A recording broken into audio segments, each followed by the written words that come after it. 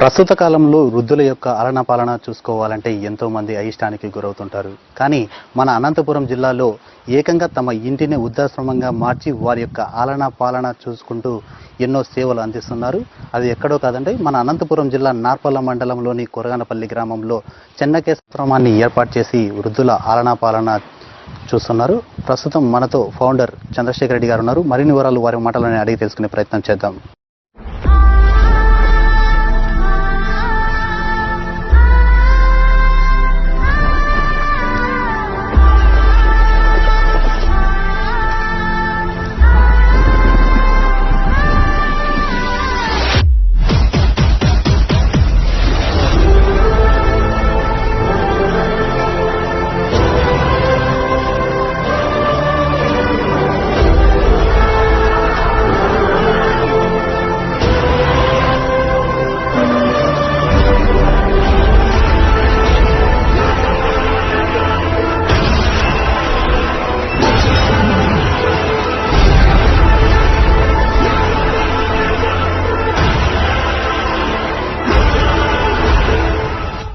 వృద్ధాశ్రమాన్ని ఎందుకు ఏర్పాటు చేయాలని వచ్చిందన్న మీకు?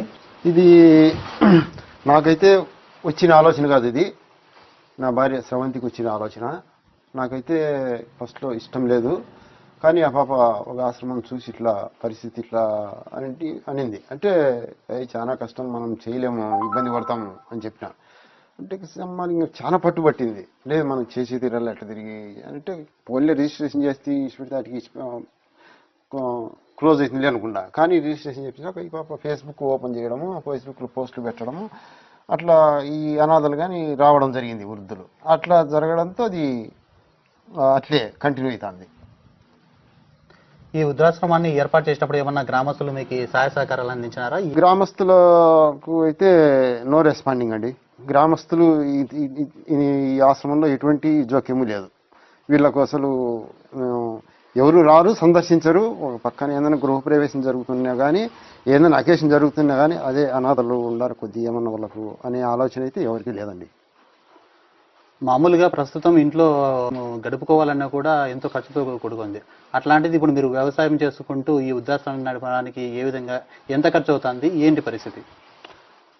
దాదాపు దగ్గర 25 నుంచి 30 వేల మధ్య ఖర్చు అవుతుంది సార్.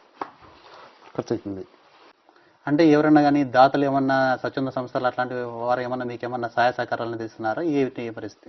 అంటే తొలి రోజుల్లో అయితే ఎవరు లేరు సార్. మేమే చాలా ఇబ్బంది పడినాము. ఒక 1 year చాలా కష్టపడినాం. మళ్ళీ తర్వాత అట్లా కొద్దిగా ఇప్పుడైతే కొద్దిమంది మహానుభావులు ఉన్నారు. ఏందని కానీ ఫలాంది లేదు అంటే మహానుభావులు రెస్పాండ్ అవుతారు. ఇప్పుడు తినేకైతే ఎటువంటి డోకా లేదు, సఫిషియెంట్గా తినేకు ఆహారం ఉంది. మీరు ఈ చెన్నకేశ్వర వృద్ధాశ్రమాన్ని ఎప్పుడు స్థాపించారు? స్థాపించినప్పుడు ఎంతమంది ఉన్నారు? మీరు ఎంతమందికి సేవలు అందించినారు? 2021లో స్టార్ట్ చేయడం జరిగింది.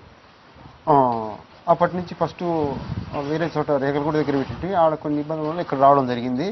ఇక్కడికి వచ్చినప్పటి నుంచి దగ్గర ఇప్పుడు ఒక 12-13 మంది దాకా చనిపోయినారు. ఇక్కడ చనిపోయినారు. ప్లస్ దగ్గర 30 మందికి సేవ అందించిట్టాం.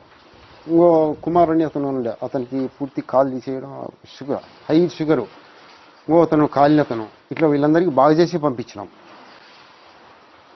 ఇప్పుడు ఈ వృద్ధాశ్రమంలో వాళ్ళ ఇంట్లో వాళ్ళు వదిలిపెట్టిపోవడం ఇలాంటిది జరుగుతుంది. ఈ వృద్ధులలో మీ యొక్క తల్లిదండ్రులు కానీ ఆ విధంగా చూసుకుంటున్నారా? ఏంటి పరిస్థితి? మీరు ఇచ్చే సందేశం ఏంటి? ప్రతి ఒక్కరు నాకు తెలిసి అయితే తల్లిదండ్రులను చూడడం ఎంతో అదృష్టం. వాళ్ళు దాటుకున్న తర్వాత మనం చూడలేం. రేపొద్దున మనల్ని కానీ మన తల్లిదండ్రులను చూడలేదనుకో, మనల్ని కానీ మన పిల్లలు చూడరు. అది నా ఒపీనియను. కాబట్టి ప్రతి ఒక్కరూ తల్లిదండ్రులను చాలా బాగా చూసుకోవాలా. లేకపోతే చాలా మనము ఏ పంట పెడితే ఆ పంట వచ్చేది. మనము మన తల్లిదండ్రులను ఎట్లా చూసుకుంటామో మన పిల్లలు కానీ మనల్ని అట్లే చూసుకుంటారు. ఇంట్లో నాకేం పెద్దగా తెలియదు, కానీ మన తల్లిదండ్రులు అయితే ఎవరైనా కానీ ప్రతి ఒక్కరూ తల్లిదండ్రులని బాగా చూసుకోవాలా.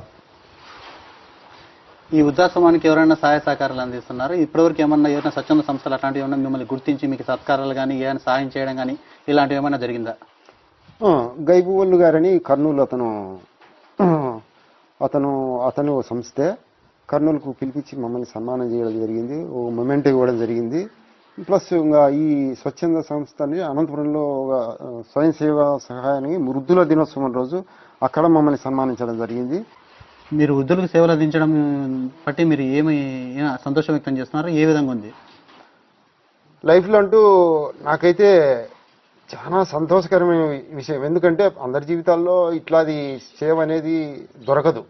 నాకు దేవుడు నేను ఎప్పుడైతే అనుకోలేదు, కానీ ఈ సేవ ఉన్నట్టుండి నా లైఫ్లోకి రావడము, ఇది సేవ నాకు నా మన ప్లేస్లో ఇంతమందికి అన్నం పెడతానము అనే ఎంత సంతోషం అంటే అంత సంతోషం. ఎందుకంటే మనకంటే ధనవంతులు ఉన్నారు, అందరూ మంచి మంచి ఆసాములు ఉన్నారు, కానీ నేను ఒక రైతు కుటుంబం, చాలా నిరుపేద కుటుంబం, కానీ ఇక్కడ సేవ జరుగుతుంది, ఇంతమందికి అన్నం పెడతాను అంటే అది అందరికీ దక్కదు కదా అవకాశం.